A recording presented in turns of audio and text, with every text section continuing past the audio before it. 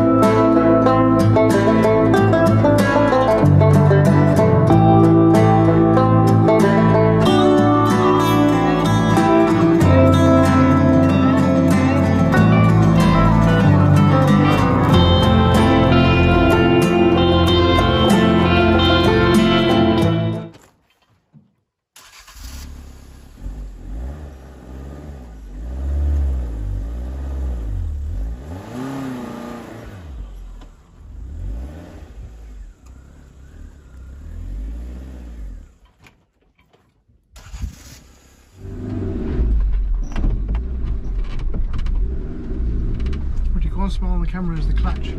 Sorry.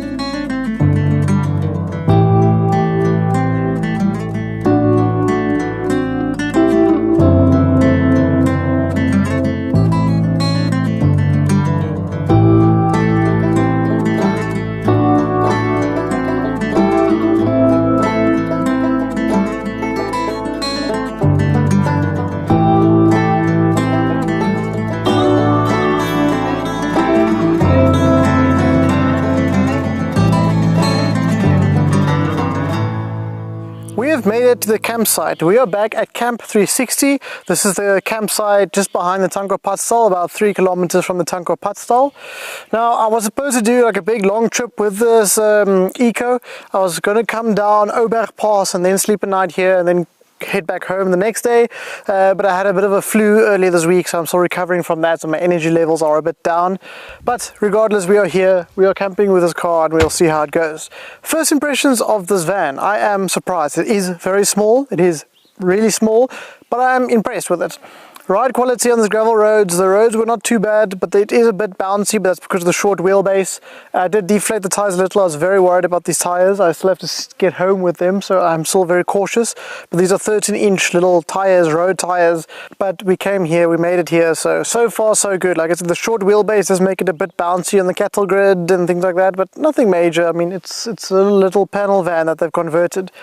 I'm so impressed how quiet it is inside, to be honest. I was expecting a bit more rattling. It's just the one drawer with the cups and cutlery in it which is rattling. Other than that, no rattles at all.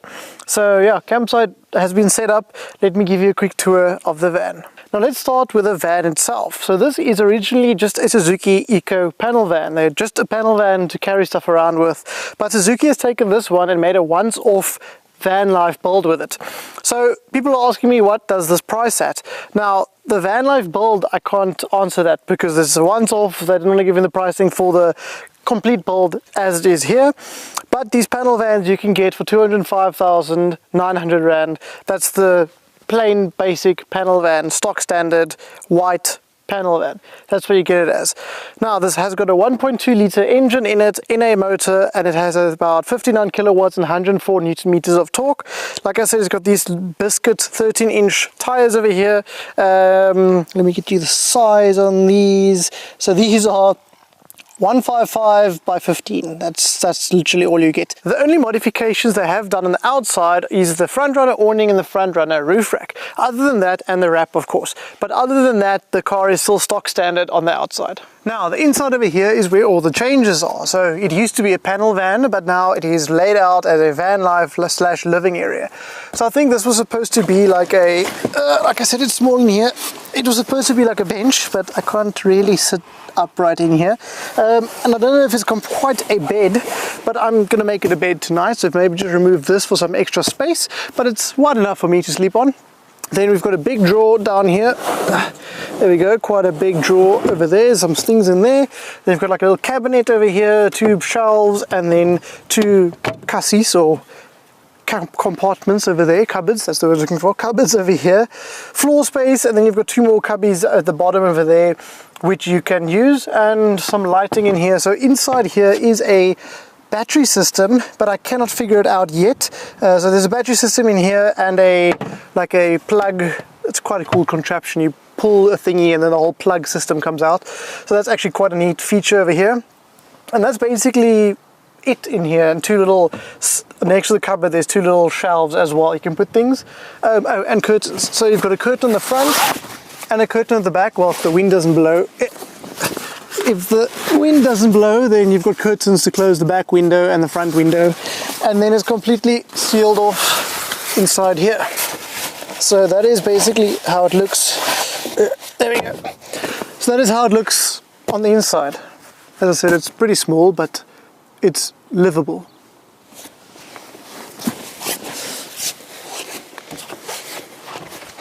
The inside of the cabin over here is also pretty basic. It is stock standard from the normal panel van. So you've got a, I was gonna say cluster in front of you, but it's not really a cluster. It's literally just the speedometer, and then if there's an engine light or a seatbelt warning light or a check oil light, that's all you get on there. There's no rev counter, there's no thermostat or temperature gauge. I hope it tells you when it's overheating, but all I can see here basically when it's on and everything is good is the speedo. Then it's a very basic standard interior. You've actually do got traction control, which is interesting, and ABS. You've got an aircon system over here, Bluetooth, or not even a Bluetooth, just a radio which you can take the face off of, and that's about it. There's no cup holders actually in here. So what I did is I took my backpack, put my backpack out down here by the seat where the passenger's feet would be, and then using my backpack's cup holder as a cup holder. So yeah, no cup holders in here, very basic. It's still got the little windy windows, so very basic, but I prefer basic over super tech inside here. But yeah, there's at least space to put your phone. There's a lot of cubbies and pack places, but like I said, it's stock standard panel van lifestyle inside here. And there's a 5-speed manual. This is a manual, not an auto, thankfully. So yeah, 5-speed manual. So there's a quick look of the panel van or van life Suzuki Ecco for you. Like I said, it is very small. Everywhere it's quite cramped. I mean, where I was just sitting in my seat over there, that is as furthest back I could set the seat, and I was still pretty cramped up there. But anyway, it's a panel van after all, which they've converted into a van life, which is pretty cool. The sun has set, so let me get that fire going before it gets too dark.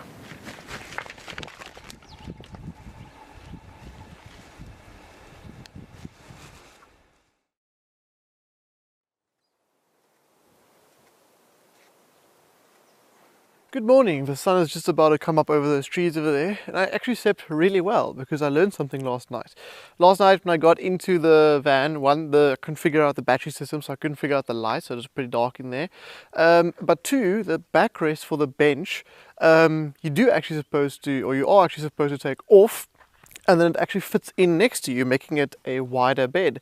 So that is quite interesting. So I actually had a single size bed next to me. When you take the backrest, slot it in, it fits into place, it locks into place over there, and then you've got a much wider bed. So that's actually very cool.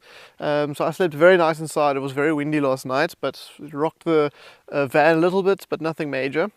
One downside I did find was everything you pack in here to bring to the camp, you now have to pack out so that you have space to live.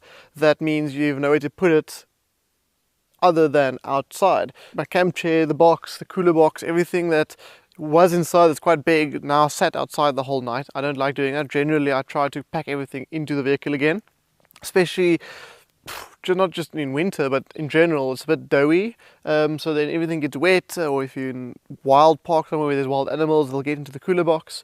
Monkeys will scavenge through everything. So that's one downside I did find, but other than that I slept pretty well. So let me pack up what I can pack up and then start making my way back out.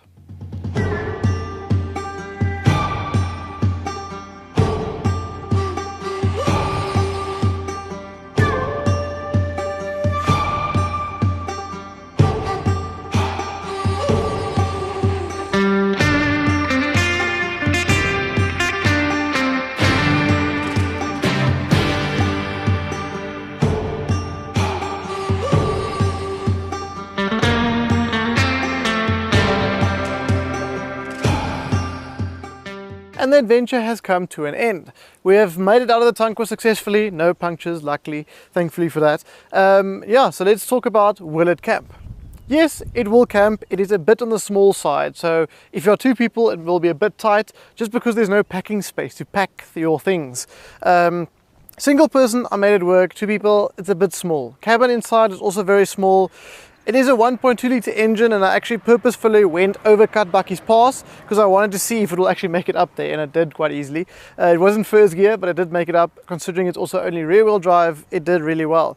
The gravel road driving also not too bad. It's a bit bouncy, but that's also because it's a rear wheel drive and it's short wheelbase, but it made it quite fine. More extreme than this, I'd say it wouldn't be able to do, but it'll get you to most places. Pick your lines right, it's got good ground clearance. So in all, will it camp? Yes, it'll camp. Once I found that you can extend the bed, it made it much better. But yes, it will camp. Now, as it says on the windshield over there, where to next? We'll see you guys on the next adventure. Cheers.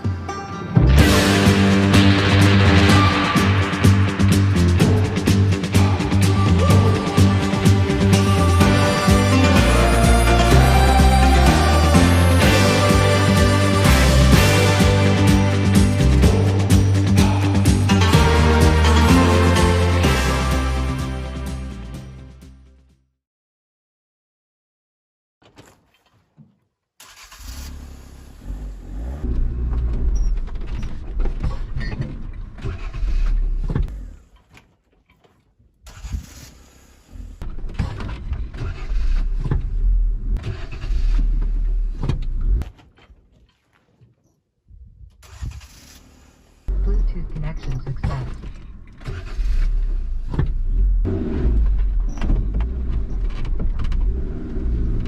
What you can't smell on the camera is the clutch. Sorry.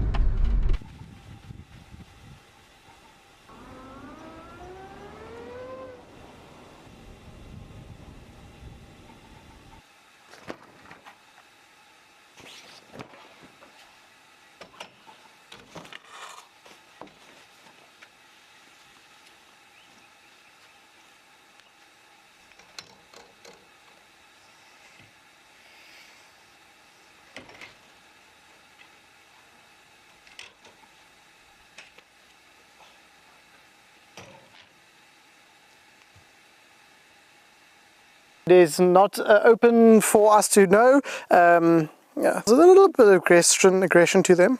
No. Usually it's a normal panel van. No man, where am I going with this? What do you call these? Whoops. What's going on here? Behave.